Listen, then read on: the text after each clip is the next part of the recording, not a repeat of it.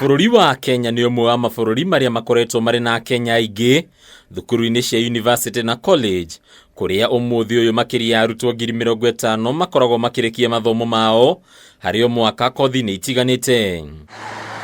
Thengia ya ũgĩ ũyũ rĩu wa Kenya aingĩ makoneka gũkorwo makũrĩirwo maitho nĩ thĩna wa wagi wa mawira kumana na ngwataniro ya andikani ya FKE, kwanĩrĩra ũhotekeku wa gũtithia wa andikani makĩgeria kũhingia watho mwerũ ũrĩa wanĩrĩirwo nĩ President Uhuru Kenyatta, ũrĩa mathĩte kuongerera mũigana wa mĩcaara kũrĩ aruti a wĩra. As enterprises readjust their operations to meet the increased payroll costs, we expect to see an increase in redundancies, increased automation and outsourcing, and depressed hiring.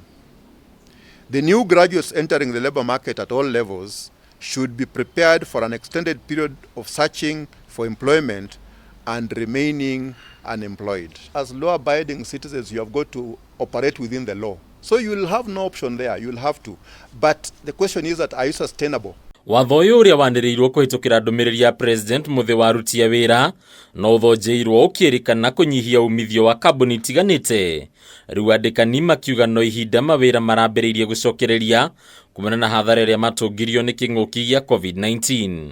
While acknowledging the tough economic times facing all citizens, the Federation's outlook on this adjustment is that it will have an overall negative impact on cash flows. In our situation, really the right figure would have been 0%, to be honest.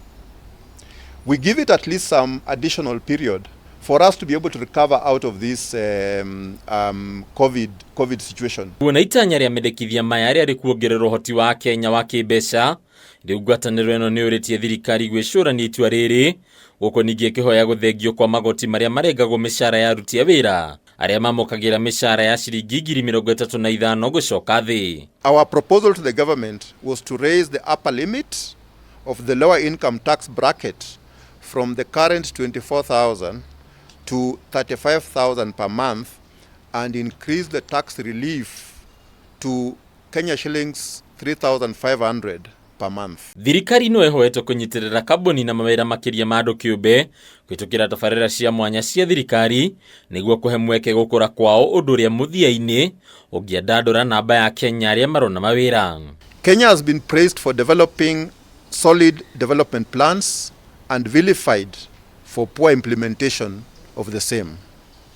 Our call to the incoming government is to prioritize the full implementation of long-term national and county development plans. Ngwatanĩro ĩno no ĩhoete ateti gwĩthemana na ũteti ũrĩa ũngĩagagia wonjoria wa bũrũri makĩria ihinda-inĩ rĩrĩ twerekeire gĩthurano-inĩ kĩa mweri wa kanana. The Federation prepared the Employers Business Agenda 2022 to 2027 to guide engagements during and after the elections.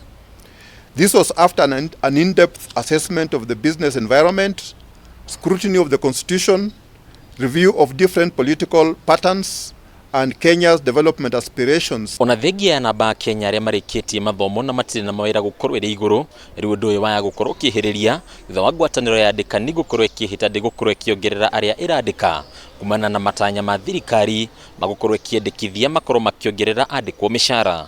Handũ-inĩ ya Kameme TV, rĩtwa rĩakwa nĩ Mbataro wa Mwagi.